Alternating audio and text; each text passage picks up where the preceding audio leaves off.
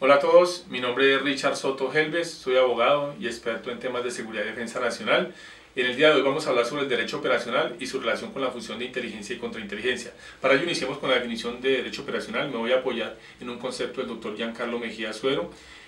Nos dice que es un cuerpo normativo encargado de regular la planeación, preparación, ejecución, evaluación y el seguimiento de cualquier operación militar, ya sea ofensiva o defensiva, en tiempos de paz o en tiempos de guerra. Este concepto fue más detallado posteriormente en el año 2014 mediante el decreto 124 que reglamentaba la ley 1698 del 2013, que era el sistema de defensa técnica, ya en el cual entra a detallar que hacen parte de él los tratados internacionales ratificados por Colombia, la legislación nacional y la jurisprudencia que en materia de derechos humanos y de derecho internacional humanitario. Entre esas operaciones militares obviamente están incluidas las operaciones de inteligencia. Y para tener claro el contexto histórico, ¿cómo nace la inteligencia en Colombia? A partir del año 1953, con la creación del Departamento Administrativo del Servicio de Inteligencia Colombiano, que evolucionó posteriormente en el año 1960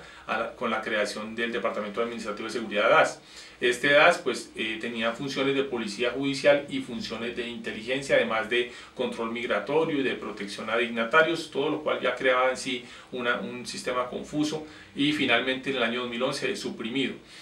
La inteligencia militar puntualmente nace en el año 1964 con la creación del Batallón de Inteligencia y Contrainteligencia, que había tenido como sus primeros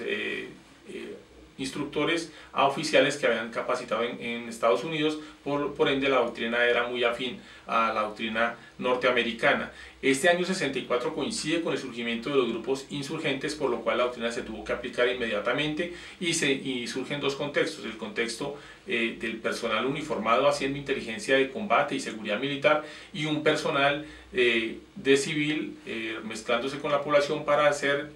trabajos encubiertos de operaciones de infiltración y penetración. Posterior a ello viene un momento coyuntural con la promulgación de la nueva Constitución del año 91, donde pasamos de un Estado de Derecho a un Estado social de derecho, obviamente más garantista, protector de los derechos fundamentales, y se incluyen en la Carta de Derechos dentro del contenido de la Constitución. Se crea el mecanismo de acción de tutela y se crea la Corte Constitucional. En esta nueva circunstancia, algunos ciudadanos consideraron que las actividades que venían desarrollando los organismos de inteligencia y contrainteligencia no tenían cabida, y por ende acudieron en tutela para que se declarara la inconstitucionalidad de ello. La Corte Constitucional desde este momento trazó una línea jurisprudencial que se ha mantenido inicialmente con la sentencia T444 del 92, la T552 del mismo año y la T066 del año 98, en la cual grosso modo lo que dice es que los organismos del Estado no solamente pueden sino deben recolectar información a fin de poder cumplir con los fines del Estado.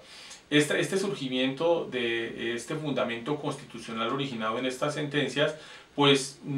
creó un sustento para esas actividades que continuaba desarrollando la inteligencia militar basado en su doctrina, y creó que esa doctrina fuera su referente jurídico. Es decir, desarrollaban las actividades basados principalmente en doctrina, debido a que se echaba de menos una ley de seguridad y defensa nacional y una ley de inteligencia. No existía en la pirámide de Kelsen, había un vacío. Pasábamos del fundamento constitucional directamente a la doctrina, y eso tuvo una inseguridad jurídica para quienes desarrollaban esta función.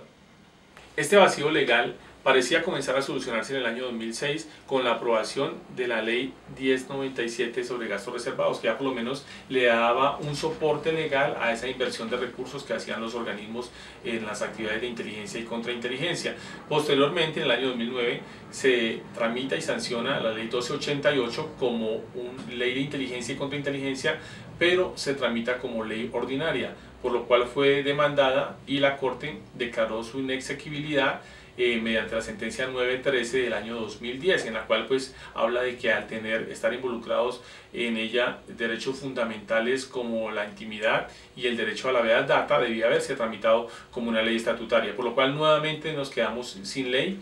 Y en ese interregno entre esta ley y el nuevo trámite que tiene que hacerse como ley estatutaria, la ONU, con su relator especial sobre la promoción y protección de derechos humanos en la lucha contra el terrorismo, emite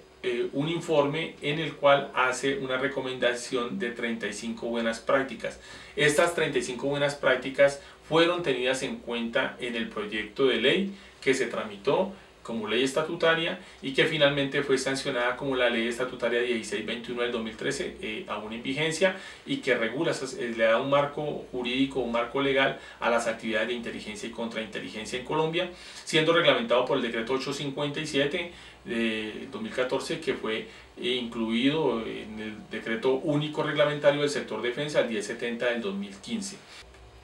Este nuevo marco legal